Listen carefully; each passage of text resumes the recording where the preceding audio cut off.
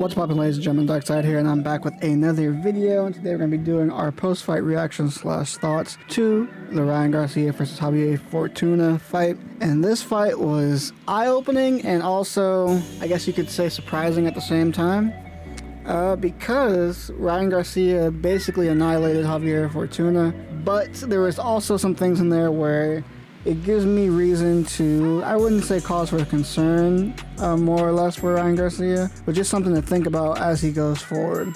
As far as the fight itself goes, I mean, Ryan's jab, his left hook is just lightning quick. I mean, Fortuna looked cooked from, like, I wouldn't say cooked, like he didn't show up to fight, but maybe after like the second round, like he basically was just getting dominated. I had it 2-2 or 1-1 after the second round, but after that, Ryan basically took over the entire fight. Ryan drops Fortuna multiple times throughout the fight, basically just picking him apart, hits him with some nasty body shots.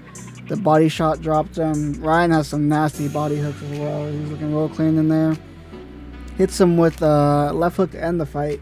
Basically, it was the last drop. Fortuna looked like he was just begging for a way out.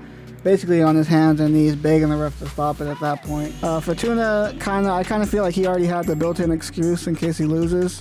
Judging from the fact that during the week, during some of his interviews, he was talking about how he wished he would have had more time to prepare for the fight. And usually when a fighter plants that seed early on in the process, throughout the week, they're kind of trying to build that in, just in case they end up going down during the fight. They want to have that reason why things didn't go according to plan. But with that being said, Ryan looked very good tonight. I'm not the biggest Ryan Garcia fan, just because I think he was a tad overrated for what he was, but he definitely looked good tonight in my opinion. Definitely looked improved under John Goosen, which is good to see for Ryan, because we want these guys to succeed, but as long as they put that time in and actually progress is what we're really looking for from the young guns in the sport. But with all that being said, there were a couple of things that still left me a bit, I guess you can say, a little bit worried for Ryan in the future. One thing in particular, most of it stems from the post-fight. I didn't see a ton of things during the fight that was cause for concern for Ryan. I mean, he got hit with a couple of shots from Fortuna that he probably didn't even need to get hit by. He's obviously the bigger guy in there,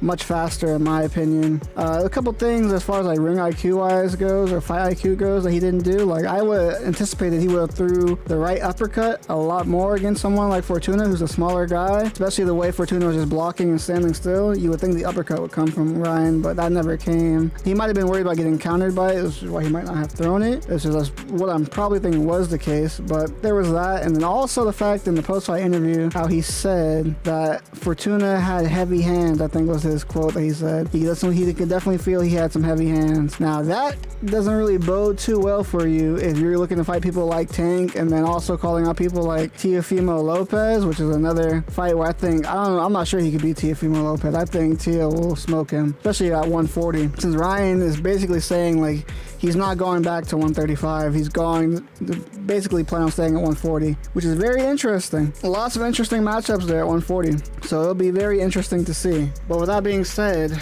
I do not like the fact that he said Javier Fortuna's hands felt heavy, because Javier Fortuna is not known to be the heaviest puncher, and we saw his fight with Jojo Diaz. Now, while he did end up going the distance with Jojo Diaz, and I think Ryan at this point would pretty much wash Jojo Diaz as well, but if he's saying he felt power coming from Fortuna, and he's talking about fighting people like Tank, Teofimo. I mean, being at 140, you got people like Regis, Prograis. Like, I don't know if that's going to bode well for Ryan. I'm not sure. I don't know if that chin's a little light or what, but I don't think Fortuna's a power puncher, and he's talking about facing some people with some heavy hands, so his defense got to be on point if he's planning on taking on people like Tank and Teofimo for sure.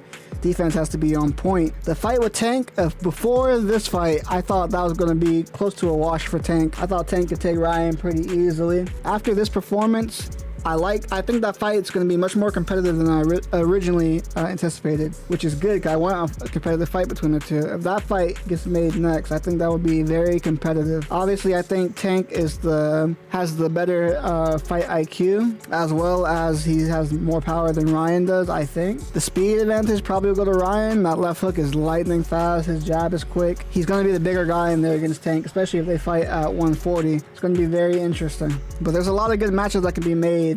I'm hearing talks of a lot of the guys, a lot of the top dogs at 135 are thinking about moving up to 140. There's talks of Devin Haney possibly moving up. I know he's going to have to fight Kambosos one more time. and defend his undisputed titles down there before he moves up. I'm hearing Tank's going to be moving up to 140. That might be where the fight with Ryan Garcia lies, because Ryan doesn't want to go back down. So it's going to be very, very interesting, coming up for Mr. Ryan Garcia. All in all, though, I loved what I saw tonight from Ryan. I saw the improvement. That's the main thing I wanted to see. I saw the improvement. He looked very good out there tonight. I want to see him continue to improve, and if he continues to improve, he'll definitely be a force to be reckoned with.